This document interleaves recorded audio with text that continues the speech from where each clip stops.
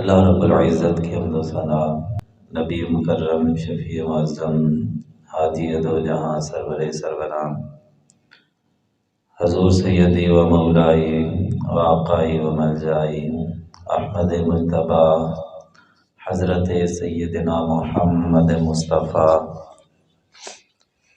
صلی اللہ تعالی علیہ وسلم کی بارگاہ عالیہ میں ہدیہ درود و سلام عرض کرنے کے بعد دعا ہے اللہ رب العزت قادر مطلق کے دربار میں مالک تعالی میرے دل، دماغ، زبان اور نگاہ کو نفس اور شیطان کے شر سے اپنی کامل اور دائمی پناہ نصیب فرمائے۔ ہر وہ کلمہ کہنے کی توفیق عطا فرمائے جس میں خود راضی ہو، اس کا حبیب صلی اللہ تعالی علیہ وسلم راضی ہو۔ ہر وہ کلمہ میری زبان پہ جاری نہ فرمائے جس میں خود ناراض ہو، اس کا حبیب صلی اللہ تعالی علیہ وسلم ناراض ہو۔ بیان حق میری زبان پہ جاری فرمائے، سن سنا کے مجھے اور آپ کو اپنے عقیدے اور اپنے عمل کی اصلاح کرنے کی توفیق عطا فرمائے۔ عزیز دوستو، موضوع گفتگو یہ تھا کہ نبی پاک صلی اللہ تعالی علیہ وسلم نے اور مسلمانوں کو ایسی کیا ضروریات پیش آئیں اور کیا وہ اسباب بنے کہ جس وجہ سے انہوں نے دنیا کی بڑی بڑی طاقتوں سے ٹکر لی اور پھر یہ نکلتے نکلتے ساری دنیا پہ پرچم اسلام کو لہرا گئے۔ کسریٰ یعنی مجوسیوں کے ساتھ لڑائی کے اسباب میں جو بنیادی وجہ قرار پائی، اس کے تحت تو گفتگو ہو چکی کہ نبی پاک صلی اللہ تعالی علیہ وسلم کے خط مبارک کی توہین کرنے پہ صحابہ کرام رضوان اللہ تعالی علیہ مجمعین کو غیظ و غضب آیا اور ان کی غیرت ایمانی یہ برداشت نہ کر سکی، تو انہوں نے کسریٰ کی عظیم اور سپر طاقت کو ٹکڑے ٹکڑے کر کے ذلیل و رسوا کر کے رکھ دیا۔ اچھا، اسی طرح ایک دوسری طاقت تھی اس وقت دنیا کے اندر۔ مذاہب عالم کو اگر دیکھا جاتا تو دو مذاہب آسمانی بچتے تھے، ایک عیسائی اور ایک یہودی۔ عیسائیوں کے پاس بہت بڑی طاقت تھی جس کو کیسر کہا جاتا تھا، روم، اور یہودیوں کے پاس بھی اگرچہ اجتماعی طاقت نہ تھی، یعنی کوئی ملک ان کا اپنا باقاعدہ نہیں تھا، لیکن ایک طاقت تو ان کے پاس موجود تھی۔ کہیں تو انفرادی طور پہ قبائل آباد تھے یہودیوں کے، جیسے مدینہ شریف میں بھی آباد تھے، جو لوگ اپنے آپ کو چار دیواری کے اندر مقید کر لیتے تھے اس دور میں، اور اندر ہی ان کے پاس شہر بھی ہوتا تھا، کاروباری مراکز بھی ہوتے تھے، اور وہاں پہ ان کے رہائش کے بھی اسباب ہوتے تھے، اور اندر ہی انہوں نے کافی زیادہ اسباب زندگی مہیا کیے ہوتے تھے، لیکن اپنی حفاظت کے لیے وہ چار دیواری بنا لیتے تھے تاکہ اگر کوئی باہر سے حملہ کرے تو ہم اپنی حفاظت کر سکیں۔ تو وہ جو چار دیواری کے اندر خود کو مقید کرتے تھے اس کو قلعہ کہا جاتا تھا، اور اگر کسی علاقے میں چند قلعے مل جاتے تھے تو اس جگہ کو خیبر کہا جاتا تھا۔ اسی طریقے سے مدینہ شریف سے چند کلومیٹر دور یہودیوں کی ایک بہت بڑی بستی آباد تھی، اور صرف بستی نہیں بلکہ قلعے تھے، اور ان قلعوں کے الگ الگ اپنے نظام تھے، اپنے اپنے سردار تھے، اور ان قلعوں کے مجموعے کو خیبر کہا جاتا تھا۔ یعنی خیبر صرف ایک قلعہ نہیں تھا، 8 قلعے تھے، 8 قلعوں کے مجموعے کو خیبر کہا جاتا تھا۔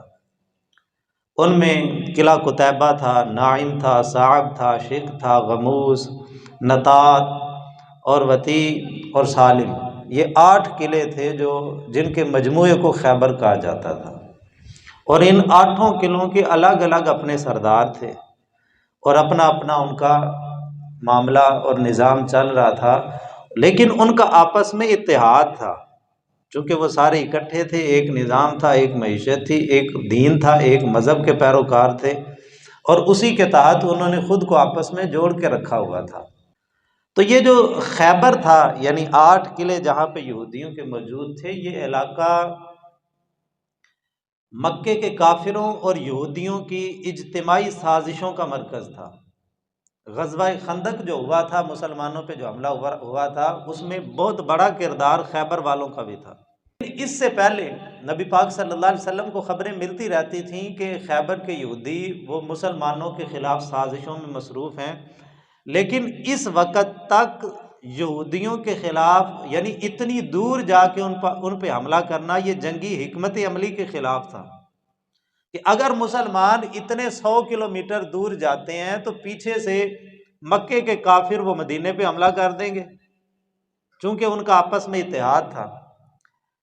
اب جب سن 6 ہجری کے اندر صلح حدیبیہ ہوئی اور کفار مکہ کے ساتھ 10 سال کا معاہدہ ہو گیا کہ 10 سال ہم نے آپس میں نہیں لڑنا، اب مکے کے کافروں کی طرف سے امن ہوا، لیکن خیبر کے یہودیوں کو سکون نہیں ہوا۔ پہلے وہ مکے کے کافروں کے ساتھ مل کے مسلمانوں کے خلاف سازشیں کرتے تھے، اب انہوں نے قبیلہ بنو غطفان کو ساتھ ملایا اور ان کو ملا کے انہوں نے مدینہ شریف پہ حملے کی تیاریاں کرنی شروع کر دیں۔ اب نبی پاک صلی اللہ تعالیٰ علیہ وسلم کو جب یہ خبر ملی جاسوسوں کے ذریعے کہ خیبر کے یہودی وہ مدینہ شریف پہ حملہ کرنے کی تیاریاں کر رہے ہیں، اور انہوں نے باقاعدہ بنو غطفان قبیلے کے سرداروں کو پیغام بھیجے ہیں کہ وہ اپنا لشکر روانہ کریں، اور تقریباً 4000 کا لشکر لے کے وہ آئے تھے، اور 10,000 گھڑ سوار تھے اس وقت یہودیوں کے پاس، اور باقی تقریباً 10,000 کے قریب ان کی پیادہ فوج تھی، پیدل فوج، یعنی تقریباً 20,000 کا ان کا اپنا لشکر تھا، اور 4,000 کا لشکر قبیلہ بنو غطفان وہ ان کی امداد کے لیے ہر وقت تیار تھے، کیونکہ ان کے حلیف تھے، ان کے معاہد تھے۔ تو نبی پاک صلی اللہ علیہ وسلم کو جب خبر ملی کہ وہ حملے کی تیاری کر رہے ہیں، تو نبی پاک صلی اللہ علیہ وسلم نے فرمایا کہ اگر وہ حملہ کریں تو اس سے بہتر ہے کہ ہم خود آگے بڑھ کے ان پہ حملہ کر دیں۔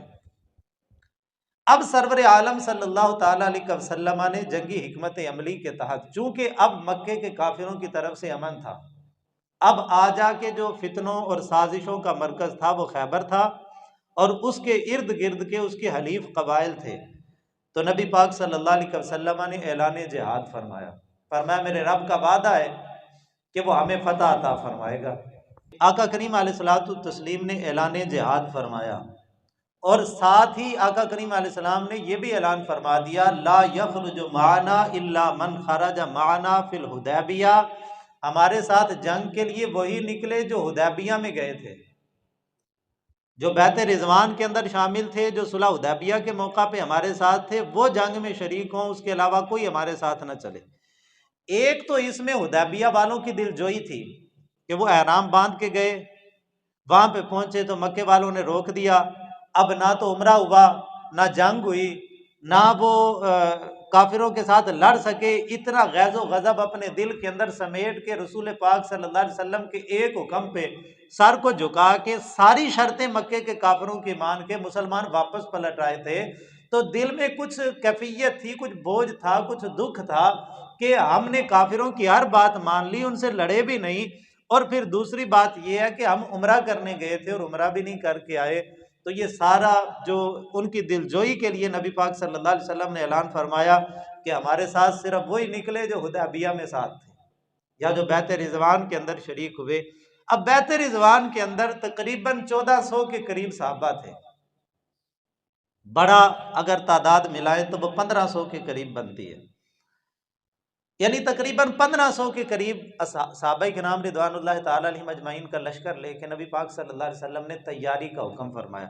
اب اندازہ کریں دوسری طرف تقریباً 24,000 کا لشکر ہے، جو 4,000 کو الگ کر دیں تو 20,000 پیچھے بچتا ہے، ادھر 20,000 کا لشکر ہے، ادھر مسلمان صرف 1500 کا لشکر لے کے روانہ ہو رہے ہیں۔ اور اس وقت نا جب نبی پاک صلی اللہ علیہ وسلم نے تیاری کا حکم فرمایا تو اعراب، بدو قبائل جو ارد گرد کے تھے وہ حاضر ہوئے نبی پاک صلی اللہ علیہ وسلم کی بارگاہ میں، ان کے سرداروں نے حاضر ہو کے عرض کی یا رسول اللہ صلی اللہ علیہ وسلم، آپ نے اعلان فرمایا کہ صرف حدیبیہ والے شریک ہوں، تو یا رسول اللہ آپ صلی اللہ علیہ وسلم تو ہمیں جہاد کے ثواب سے محروم کرنا چاہتے ہیں، حضور ہم اسلام کی خدمت کرنا چاہتے ہیں، ہم اسلام کی خاطر لڑنا چاہتے ہیں۔ تو وہ آ کے نا نبی پاک صلی اللہ علیہ وسلم سے بحث کرنے لگے آقا کریم علیہ السلام نے فرمایا چلو تمہاری مان لیتے ہیں، تم اسلام کی خدمت کرنا چاہتے ہو؟ جی حضور خدمت کرنا چاہتے ہیں۔ فرمایا چلو پھر ساتھ چلو، لیکن مال غنیمت میں سے حصہ نہیں ملے گا۔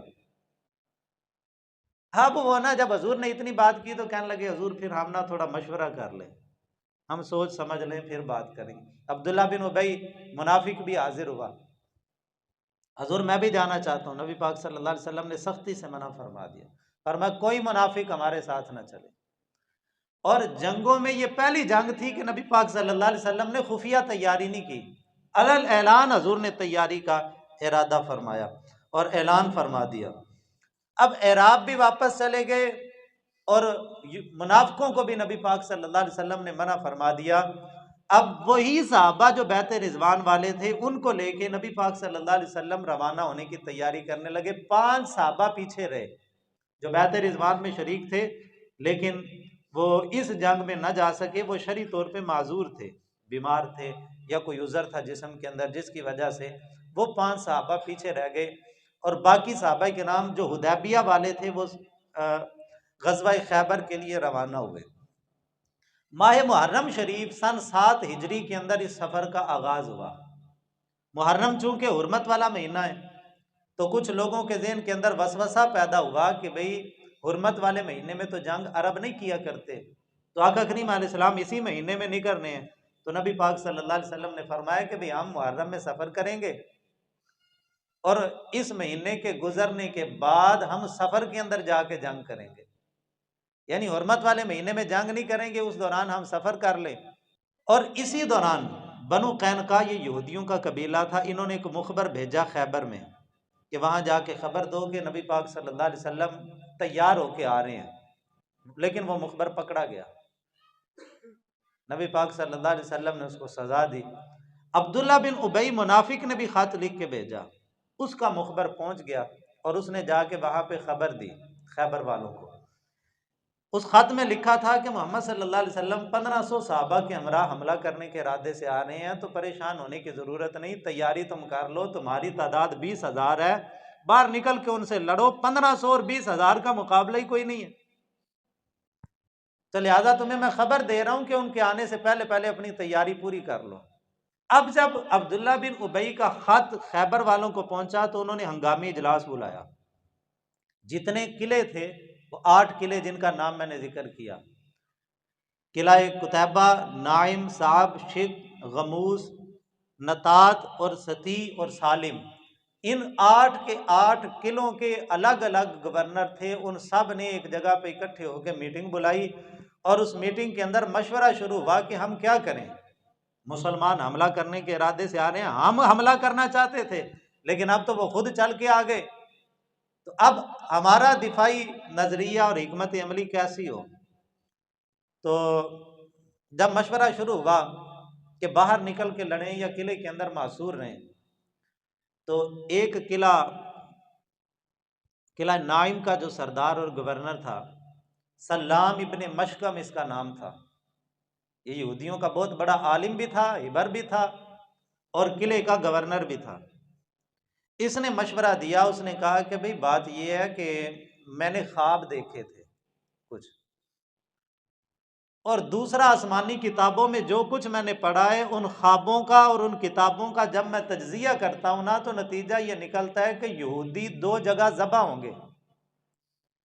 ایک تو ذبح ہو گئے جب قبیلہ بنو نضیر کو مسلمانوں نے مدینے سے ان پہ حملہ کیا اور ان تمام کو خندق کے بعد قتل کر دیا، اور دوسرا مجھے لگتا یہ ہے کہ اب خیبر میں یہودیوں کو ذبح کیا جائے گا، تو لہٰذا اگر مرنا ہی ہے تو پھر عزت سے مرو۔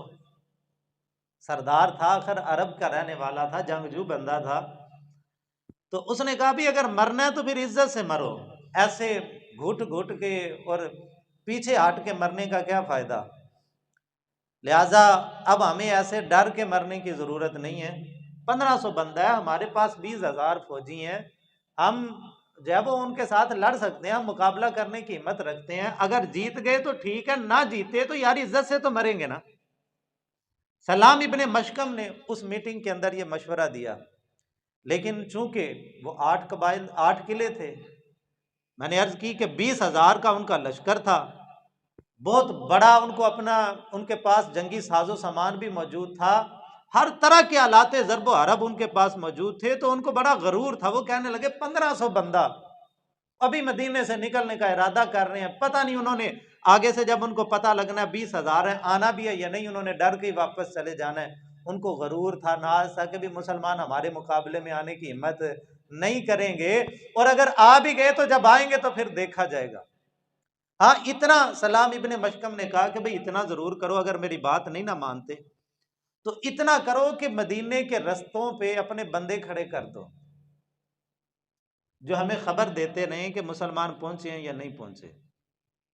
اب مدینہ شریف اور خیبر، وہ جو 8 قلعے تھے، ان کے رستے پہ بندے کھڑے کر دیے گئے جو روزانہ رستہ دیکھتے تھے کہ مسلمانوں کا لشکر کہیں قریب تو نہیں آ گیا۔ ادھر مدینہ شریف سے نبی پاک صلی اللہ علیہ وسلم نے سفر شروع فرمایا۔ حضرت سما ابن عرقت غفاری رضی اللہ تعالیٰ عنہ کو مدینہ شریف میں اپنا نائب اور خلیفہ مقرر کیا۔ اچھا یہاں رک کے میں ایک بات عرض کروں، نبی پاک صلی اللہ علیہ وسلم نے ایک جنگ کے موقع پہ مولا علی شیر خدا کو اپنا نائب بنایا مدینہ شریف کے اندر۔ حضرت علی اب جنگجو بندے تھے، اب جنگجو بندے کے لیے گھر میں بیٹھنا بڑا مشکل ہوتا ہے، تو جب حضور روانہ ہونے لگے نا تو حضرت علی رو پڑے، یا رسول اللہ صلی اللہ علیہ وسلم میں جنگجو بندہ ہوں، حضور آپ مجھے عورتوں کے اندر چھوڑ کے جا رہے ہیں؟ یعنی پیچھے عورتیں تھیں نا، بچے تھے یا بوڑھے تھے، باقی تو جتنے جوان ہوتے تھے، جنگجو ہوتے تھے، وہ جنگ میں ساتھ جاتے تھے۔ تو عرض کی حضور آپ میرے جیسے بندے کو عورتوں کے بیچ چھوڑ کے جا رہے ہیں؟ تو نبی پاک صلی اللہ علیہ وسلم نے فرمایا تھا، علی تو ایسے ہے میرے لیے جیسے جناب موسیٰ علیہ الصلوۃ والتسلیم جناب ہارون کو چھوڑ کے گئے تھے۔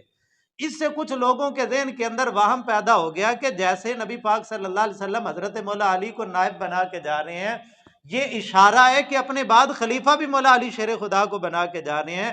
اور میرے بھائی آپ سیرت اسلامی کو پڑھیں، نبی پاک صلی اللہ علیہ وسلم کی اس 23 سالہ تاریخ کو پڑھیں، آقا کائنات صلی اللہ علیہ وسلم 12 غزوات کے اندر جب شریک ہوتے ہیں تو ہر غزوے کے اندر مولا علی کو تو نائب بنا کے نہیں گئے، وہ تو ایک جنگ میں مولا علی شیر خدا کو نائب بنایا۔ اور خیبر کی جنگ پہ جب مصطفیٰ جان رحمت صلی اللہ علیہ وسلم روانہ ہوتے ہیں، ایک غیر معروف صحابی جن کا نام شاید آپ نے پہلی دفعہ سنا ہوگا، حضرت سما ابن عرقت غفاری رضی اللہ تعالی عنہ، ایک غیر معروف صحابی، ان کو اپنا نائب اور خلیفہ مقرر کر کے جا رہے ہیں۔ اور یہ جنگ پہ جاتے ہوئے کسی کو نائب مقرر کرنا، اور یار دیکھیں نبی پاک صلی اللہ علیہ وسلم نے ایک جنگ کے موقع پہ نابینا صحابی حضرت عبداللہ ابن ام مکتوم کو اپنا نائب مقرر کیا۔ تو یہ جو پیچھے نائب مقرر کر کے جانا ہے، یہ خلافت کا اشارہ نہیں ہے، یہ تو جنگ پہ جاتے ہوئے کچھ دیر کے لیے اپنے پیچھے مدینہ نور کے اندر کسی کو اپنا نائب بنا کے جانا ہے۔ اور یہ جو کچھ ذہنوں کے اندر یہ شکوک و شبہات پیدا ہو جاتے ہیں، تو پھر وہ حضرت سما ابن عرقت غفاری کے بارے میں کیا کہیں گے کہ خلیفہ وہ ہے؟ وہ حضرت عبداللہ ابن ام مکتوم نابینا صحابی کے بارے میں کیا کہیں گے کہ حضور کے بعد خلیفہ وہ ہیں؟ یہ عقیدہ نہیں، عقیدہ وہی ہے جو اہل سنت و جماعت کا ہے کہ مصطفیٰ کریم علیہ السلام کے بعد خلیفہ اور نائب وہی ہے کہ جس کو میرے پاک نبی صلی اللہ علیہ وسلم نے دنیا سے پردہ فرمانے سے 3 دن پہلے اپنے مصلے پہ کھڑا کر کے کائنات والوں کو بتا دیا تھا کہ جس کو مصلہ دے کے جا رہا ہوں اسی کو تخت رسول بھی دے کے جا رہا ہوں۔ اچھا اب نبی پاک صلی اللہ علیہ وسلم نے حضرت سما ابن عرقت غفاری کو نائب بنایا۔ ازواج مطہرات میں سے حضرت سیدہ ام سلمہ ہمراہ ہوئیں، اور 20 عورتیں اس کے علاوہ تھیں جو زخمیوں کی مرہم پٹی کے لیے نبی پاک صلی اللہ علیہ وسلم نے ساتھ رکھی۔ اب جب مسلمانوں کا لشکر روانہ ہوا، آپ اندازہ کریں کہ عرب کا سفر، پرانے دور کا اونٹوں کا سفر، یا کچھ پیدل ہیں، کچھ اونٹوں پہ ہیں، کچھ گھوڑوں پہ ہیں۔ نبی پاک صلی اللہ علیہ وسلم کے لیے اس سفر میں 3 گھوڑے تھے جو صرف نبی پاک صلی اللہ علیہ وسلم کے لیے خاص تھے، باقی صحابہ کرام کے لیے گھوڑے بھی تھے، اونٹ بھی تھے۔ اب جب سفر شروع ہوا، لمبا سفر تھا، اور آپ جانتے ہیں جو لوگ لمبے سفر کے عادی ہیں، اب عادتیں الگ الگ ہوتی ہیں، فطرتیں الگ الگ ہوتی ہیں۔ کوئی لمبے سفر پہ جاتا ہے تو گاڑی میں تقریریں لگا لیتا ہے، اس کو سکون اس سے ملتا ہے۔ کوئی لمبے سفر میں ہو تو حضور کی نعت سنتا ہے، اس کو اس سے سکون ملتا ہے۔ روحیں جو نیک اندر سے پاک صاف ہوئیں، جب روح پاک ہوتی ہے نا تو پاک روح کو سکون یا خدا کے ذکر سے ملتا ہے یا مصطفیٰ کے ذکر سے ملتا ہے۔ یہ کچھ غلیظ روحوں والے لوگ ایک جملہ بولتے ہیں، کہتے ہیں جی موسیقی روح کی غذا ہے، ہاں موسیقی روح کی غذا ہے، لیکن بد روح کی غذا ہے، نیک روح کی غذا نہیں ہے۔ جن کے اندر روحیں بد ہوتی ہیں نا، ان کی غذا موسیقی ہوتی ہے۔ جن کی روحیں پاک ہوتی ہیں ان کے لیے غذا یا خدا کا ذکر ہوتا ہے یا مصطفیٰ کا ذکر ہوتا ہے۔ ہمارے نوجوانوں کی عادت ہے، وہ جاتے ہیں گاڑیوں کے اندر، گانے چل رہے ہیں، اور پھر آپ جانتے ہیں روڈ ہوتا ہے، تھیلی پہ موت رکھی ہوتی ہے، کیا جانے کہاں پہ ایکسیڈنٹ ہو جانا۔ یہ تو ویسے بھی بندہ مومن کو ہر وقت موت کے لیے تیار رہنا چاہیے۔ بلکہ میں تو جب میری عادت بھی ہے اور میں مشورہ بھی دیتا ہوں، جب بھی گھر سے سفر کے لیے نکلیں با وضو ہو کے نکلیں، درود پاک پڑھتے ہوئے نکلیں۔ یہ سرور عالم صلی اللہ علیہ وسلم کی عادت مبارکہ ہے، اور وہ حدیث پاک میں بارہا عرض کیا کرتا ہوں۔ میرے پاک نبی صلی اللہ علیہ وسلم نے اپنے خادم خاص حضرت انس کو فرمایا، میرے بیٹے انس، اگر ہو سکے تو ہر وقت با وضو رہا کر۔ عرض کی یا رسول اللہ صلی اللہ علیہ وسلم، اگر ہر وقت با وضو رہوں تو اس پہ اجر کیا ملے گا؟ میرے مصطفیٰ کریم نے فرمایا، اگر تجھے موت اس حالت میں آئی کہ تو با وضو تھا، تو میرے کریم نے فرمایا کہ جب قیامت کے دن اٹھے گا تو جو شہیدوں کی صفیں لگی ہوں گی انہی صفوں کے اندر تو بھی کھڑا ہوگا۔ یعنی اللہ تعالیٰ با وضو مرنے والے کو شہادت کا رتبہ عطا فرماتا ہے۔ تو لہٰذا سفر کے اندر خرافات کی بجائے، اور اگر ضرور کچھ سننے کو دل کرے نا، تو ٹیپ میں مصطفیٰ جان رحمت کی نعتیں لگا لیا کریں، اللہ کے قرآن کی تلاوت لگا لیا کریں، علماء کی تقاریر کو سنا کریں، اس سے دین کے علم کے اندر اضافہ ہوتا ہے۔ اچھا، اب عرب کے اندر یہ دستور تھا کہ عرب والے نا ہودی پڑھا کرتے تھے۔ نبی پاک صلی اللہ علیہ وسلم کے ہودی خواں تھے۔ آقا کریم علیہ السلام عموماً سفر میں ان لوگوں کو کہا کرتے تھے کہ ہودی پڑھا کرو، یعنی اشعار کو خوبصورت آواز میں پڑھنا۔ اچھا، اب نبی پاک صلی اللہ علیہ وسلم کے ایک ہودی خواں تھے، حضرت عامر بن سنان بن اقوع رضی اللہ تعالیٰ عنہ۔ انہوں نے نا ایک صحابی ان کے پاس گئے اور کہنے لگے، یار تنگ آ گئے ہیں سفر کی صحبتوں سے، تو کوئی ہودی سنا۔ تو حضرت عامر بن سنان بن اقوع رضی اللہ تعالیٰ عنہ یہ اپنی سواری سے نیچے اترے، اور ہر بندہ جو اپنے فن کا ماہر ہوتا ہے نا، اس کو اپنا کام کرنے کا لطف ہی بڑا آتا ہے۔ تو حضرت عامر بن اقوع ہودی خواں تھے، تو ان کو اپنے فن میں بڑی مہارت بھی تھی، اور اپنے ایک الگ سے ان کا سرور اور کیفیت بن جاتی تھی کہ سواری سے نیچے اترے اور پیدل ہو کے نا بڑے مستانہ وار وجدانہ کیفیت کے اندر انہوں نے ہودی پڑھنا شروع کی۔ وہ حضرت عبداللہ بن رواحہ کے اشعار تھے، اللہم لولا انت مہتدینا ولا تصدقنا ولا صلینا۔ وہ ہودی پڑھ رہے ہیں، وہ اشعار کو خوبصورت انداز میں پڑھ رہے ہیں، ان اشعار کے اندر بھی ذات خدا بندی کی حمد و ثنا کر رہے ہیں۔ اللہم لولا انت مہتدینا، اے اللہ اگر تو ہمیں ہدایت نہ دیتا، ولا تصدقنا ولا صلینا، کون صدقے کرتا، کون نمازیں پڑھتا، کون حج کرتا، کون زکاتیں ادا کرتا، کون تیری بارگاہ کے اندر اپنی پیشانیاں جھکاتا۔ مالک یہ تیرا ہی کرم ہے کہ تو نے اپنے کرم کے ساتھ ہمیں اپنے محبوب کا امتی بنا دیا ہے، اور یہ تیرا ہی فضل خاص ہے کہ تو نے ہمیں صدقے اور نماز کی طرف رغبت دلائی ہے۔ اب اس انداز کے اندر وہ شعر پڑھ رہے ہیں، لیکن آواز کے اندر جادو ایسا تھا، ایسی خوبصورت آواز تھی کہ اونٹ بھی مست ہو گئے، سواریاں بھی مست ہو گئیں۔ جو صحابہ پہ اور سننے والوں پہ جو کیفیت تھی وہ تو الگ تھی، لیکن سواریاں بھی مست ہو گئیں۔ جب یہ انداز ہوا نا قافلے کا، تو نبی پاک صلی اللہ علیہ وسلم تیزی سے اپنی سواری کو دوڑاتے ہوئے حضرت عامر بن اقوع کے قریب آئے، اور آقا کریم علیہ الصلوۃ والتسلیم نے فرمایا، یا عامر، او عامر ٹھہر ذرا، اپنی آواز کو آہستہ کر، اے نرمی کر۔ عرض کی حضور کیا ہوا ہے؟ فرمایا تجھے پتہ نہیں قافلے میں عورتیں بھی ساتھ ہیں، یہ عورتیں جو ہوتی ہیں ان کے دل کانچ کی طرح نرم ہوتے ہیں، ان کے دلوں پہ ایسی چیزیں زیادہ اثر کرتی ہیں، لہٰذا اپنی آواز کو پست کر، اور یہ جس انداز اور جس کیفیت کے ساتھ تو پڑھ رہا ہے نا، اس میں تھوڑی سی نرمی کر۔ اب یہاں رک کے اندازہ کریں، لشکر صحابہ کا ہے، 1400 یا 1500 صحابہ ہیں، اور مولا علی شیر خدا جیسے، صدیق اکبر جیسے، فاروق اعظم جیسے، مصطفیٰ کریم علیہ السلام بھی موجود ہیں، محبوب خدا بھی درمیان میں موجود ہیں، پڑھنے والا صحابی رسول ہے، اور آلات موسیقی بھی نہیں ہے، بغیر آلات موسیقی کے پڑھا جا رہا ہے، صحابی رسول پڑھ رہا ہے، لشکر بھی صحابہ کا ہے، مصطفیٰ کریم درمیان میں موجود ہیں، آلات موسیقی بھی نہیں ہے، اور جو کلام پڑھا جا رہا ہے وہ بھی کوئی لغو نہیں ہے۔ لیکن نبی پاک صلی اللہ علیہ وسلم ان کے انداز کی وجہ سے حضرت عامر بن اقوع انصاری صحابی رضی اللہ تعالیٰ عنہ کو منع فرماتے ہیں، فرمائے کہ نہیں عامر، عورتیں ساتھ ہیں، عورتوں کی موجودگی میں اس انداز کے ساتھ اس کلام کو پڑھنا بھی میں اس کی اجازت نہیں دیتا۔ تو اب اس ماحول کو اپنے سامنے رکھیں، اور آج کے ماحول کو اپنے سامنے رکھیں تو پھر اندازہ کر لیں. ہمارے ہاں تو یہ مقولہ بولا جاتا ہے، جملہ بولا جاتا ہے، کسی سے پوچھے نا جی ٹی وی گھر چ کیوں رکھا ہے، وہ کہتے ہیں جی بیبیاں بھی تے گھر ہوندیاں نے نا، ٹائم بھی تے ٹپانا ہوندا ہے. بھئی وہ بیچاری بھی تو گھر میں ہوتی ہیں. بھئی مصروفیت کا بھی تو کوئی بہانہ ہونا چاہیے نا. اور میرے بھائی، مسلمان کی مصروفیات صرف خرافات نہیں ہوتی. بندہ مومن کی مصروفیت ہماری پرانی عورتیں ہوتی تھیں. اللہ اکبر کبیرہ، اب تو گھروں میں وہ ماحول ہی نہیں ہے، نہ وہ انداز ہیں، نہ وہ کیفیات ہیں. ان کی مصروفیت گھر کے کاموں سے فارغ ہو کے یا خدا کا ذکر ہوتا تھا یا مصطفیٰ کی نعت ہوتی تھی. وہ بچوں کو لوریاں بھی قرآن کی تلاوت کی سناتی تھیں. اور میرے بھائی، یہ لوریاں قرآن کی ہوتی تھیں تو حضرت خواجہ قطب الدین بختیار کاکی جیسے بچے پیدا ہوتے تھے جو استاد کے سامنے پہلے دن پڑھنے جاتے تھے. استاد کہتا تھا بیٹا پڑھ، اعوذ باللہ من الشیطان الرجیم، بسم اللہ الرحمن الرحیم، الحمدللہ رب العالمین. پڑھنے کے لیے اشارہ کرتے ہیں تو حضرت خواجہ قطب الدین بختیار کاکی پڑھنا شروع کرتے ہیں. آگے سے استاد نہیں پڑھاتا بلکہ 18 سپارے پورے پڑھ کے جا کے چپ کرتے ہیں. استاد کہتا ہے بیٹا 18 کدھر پڑھے ہیں؟ کہنے لگے کہ اماں جب بھی دودھ پلاتی تھی اس کو 18 سپارے زبانیں یاد تھے، وہ قرآن پڑھ پڑھ کے پلاتی تھی.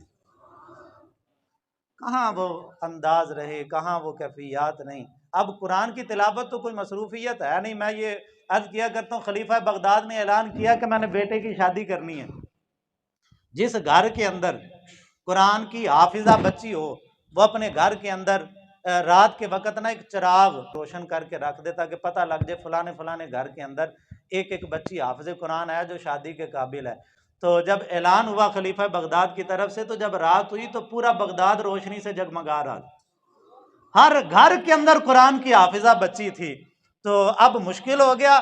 انہوں نے کہا دی اچھا، اب اگلے دن اعلان ہوا کہ وہ والے لوگ اپنے گھر کے اندر چراغ روشن کریں جس گھر کی بچی شادی کے قابل ہو، حافظ قرآن بھی ہو، اور موطا امام مالک حدیث پاک کی سب سے پہلی کتاب جو امام مالک رحمۃ اللہ علیہ نے لکھی تھی. تو کہا کہ جس گھر کے اندر موطا امام مالک کی حافظہ بچی ہو، صرف پڑھا نہ ہو بلکہ حافظ ہو، موطا شریف کی قرآن بھی حفظ ہو، موطا شریف بھی حفظ ہو، اس گھر کے اندر چراغ روشن کیا جائے. تو جب اگلے دن اعلان ہوا تو پھر بھی سینکڑوں گھر بغداد کے ایسے تھے جن گھروں کے روشن دانوں کے اندر چراغ جگمگا رہے تھے. یہ مصروفیات تھیں ہمارے اسلاف کے اندر اور ہماری تاریخ کے اندر عورتوں کی. تو بارکاف نبی پاک صلی اللہ علیہ وسلم نے آپ اندازہ کریں صحابی رسول کو اپنی موجودگی کے اندر اور جب وہ صحابہ کرام کے لشکر کے اندر وہ کلام اور اس انداز کے ساتھ جس سے کوئی دل کے اندر خیالات بد پیدا ہونے کا خطرہ ہو، آقا کریم علیہ السلام نے اس سے منع فرما دیا. لیکن کیا کریں بدنام کر کے رکھ دیا ہے. ہمارے مسلک کے ان لوگوں نے ہمیں اور ان عورتوں نے بالخصوص جو جناب والا 10-20 ہزار کا میک اپ بھی بیوٹی پارلر سے کروا کے جاتی ہیں. معلوم یہ ہوتا ہے کہ کسی فنکشن میں جا رہی ہیں لیکن بعد میں پتہ لگتا ہے یہ تو نعت پڑھنے کے لیے جا رہی ہے، سج سنور کے بن پھب کے، اور پھر اس انداز کے ساتھ مصطفیٰ کریم کی نعت پڑھنے کے لیے جا رہی ہے. اس ہستی کی نعت پڑھنے کے لیے جا رہی ہے جس نے پردے کا حکم امت کو دیا ہے.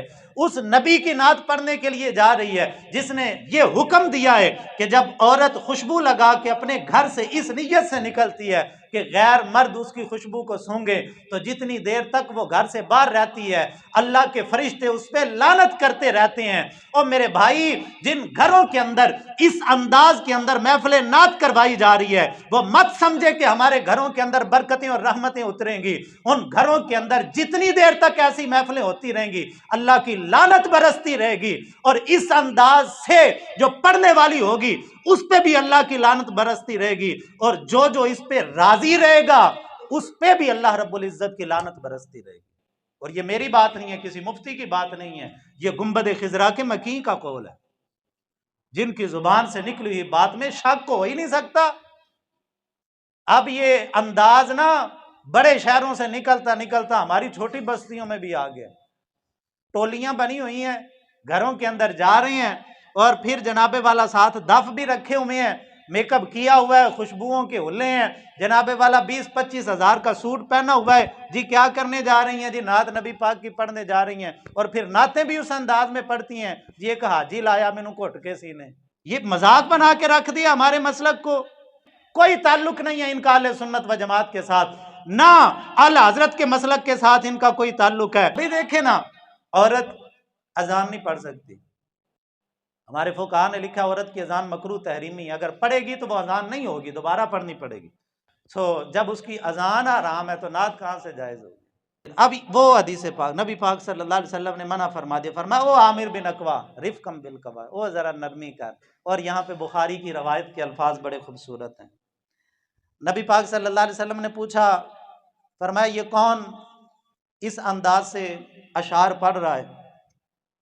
تو صحابہ کرام ایک صحابی نے عرض کیا، یا رسول اللہ یہ عامر بن اقوا ہیں. آقا کریم علیہ الصلوۃ والتسلیم نے ایک جملہ بولا. آقا کریم علیہ السلام نے فرمایا یرحمہ اللہ، اللہ اس پہ رحمت کرے. اچھا، اب یہ قاعدہ تھا کہ نبی پاک صلی اللہ علیہ وسلم انفرادی طور پہ اس بندے کے لیے کہہ دیتے تھے نا اللہ کی اس پہ رحمت ہو، وہ بندہ شہید ہو جاتا. اب آقا کریم علیہ السلام کا یہی انداز معروف تھا صحابہ کے اندر کہ جس کو حضور انفرادی طور پہ اس انداز میں دعا دیتے تھے وہ شہید ہو جاتا تھا. اب اگلا جملہ ایک صحابی رسول، بخاری کی روایت میں ہے کہ ایک صحابی نے، بخاری میں نام نہیں ہے لیکن مدارج میں شیخ محقق نے اور دیگر کتب میں علماء سیرت نے ان کا نام ذکر کیا. وہ حضرت سیدنا فاروق اعظم رضی اللہ تعالیٰ عنہ تھے. حضرت عمر ابن خطاب رضی اللہ تعالیٰ عنہ عرض کرنے لگے، یا رسول اللہ صلی اللہ علیہ وسلم، آقا کچھ دیر عامر سے ہمیں آپ مزید فائدہ اٹھانے دیتے. یا رسول اللہ واجبات لہو، شہادت تو ان کے لیے واجب ہو گئی، جنت تو ان کے لیے واجب ہو گئی، اللہ کی رحمت بھی ان کے لیے واجب ہو گئی، کیونکہ جو زبان اقدس سے نکل گیا وہ پورا ہوگا.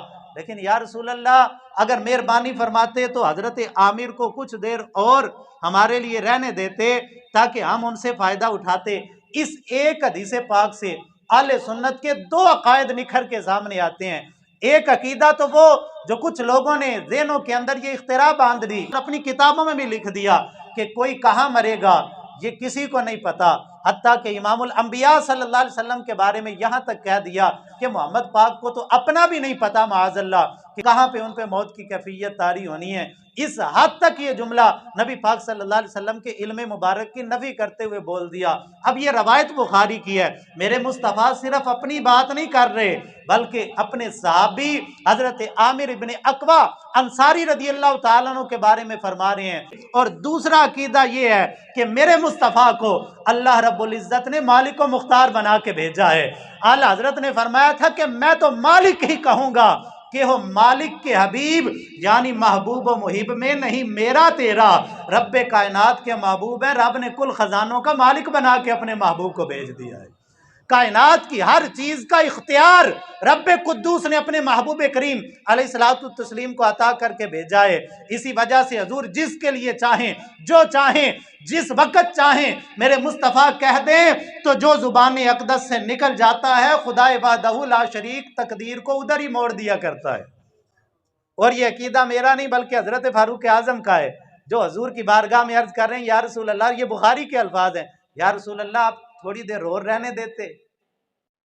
یعنی حضرت عمر جانتے ہیں کہ اگر حضور چاہتے تو عامر بن اقوا کی شہادت کو روک دیتے. اور یہ میرے مصطفیٰ کی زبان اقدس سے نکلا ہوا جملہ ہے کہ جس نے حضرت عامر بن اقوا کو درجہ شہادت پہ فائز فرما دیا ہے. اچھا، اب ہوا یہ کہ حضرت عامر بن اقوا رضی اللہ تعالیٰ نے یہ قلعہ صعب کا محاصرہ جب چل رہا تھا نا، تو اسی دوران یہی حضرت عامر بن اقوا انصاری رضی اللہ تعالیٰ مرحب اپنے قلعے سے باہر نکلا. دوسری مبارزت جو مولا علی شیر خدا کے ساتھ ہوئی تھی وہ قلعہ کموس کے اندر ہوئی تھی. یہ قلعہ صاحب کا محاصرہ چل رہا تھا. اسی دوران مرحب اپنے قلعے سے باہر نکلا اور اس نے کہا کہ کون ہے جو میرے مقابلے میں آئے؟ تو یہ صحابی حضرت عامر بن اقوا رضی اللہ تعالیٰ جن کا ذکر چل رہا ہے، یہ مرحب کے مقابلے میں گئے. دو بدو جنگ شروع ہوئی. حضرت عامر بن اقوا رضی اللہ تعالیٰ عنہ، اب مرحب کوئی معمولی بندہ تو نہیں تھا، 1000 بندوں کے مقابل سمجھا جاتا تھا، کوئی چھوٹا موٹا پہلوان نہیں تھا. تو اب یہ مرحب حضرت عامر بن اقوا رضی اللہ تعالیٰ عنہ کے مقابلے میں نکلا.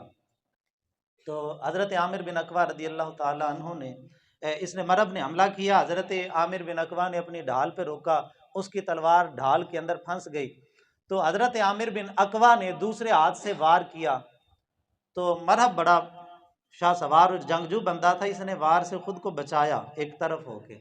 اب وہ تلوار پلٹ کے آ کے حضرت عامر بن اقوا کی اپنی پنڈلی پہ لگ گئی، اپنی ٹانگ پہ وہ تلوار لگ گئی تو زخمی ہو گئے۔ صحابہ کرام درمیان میں حائل ہوئے، حضرت عامر بن اقوا کو اٹھا کے ایک طرف لے کے آئے، یہ روتے ہوئے نبی پاک صلی اللہ علیہ وسلم کی بارگاہ میں حاضر ہوئے۔ صحابہ کرام نے کہنا شروع کر دیا کہ عامر بن اقوا جو ہے وہ اس کے عمل تو ضائع ہو گئے، کیونکہ اپنے ہی ہاتھوں اپنی ہی تلوار سے یہ قتل ہو گیا۔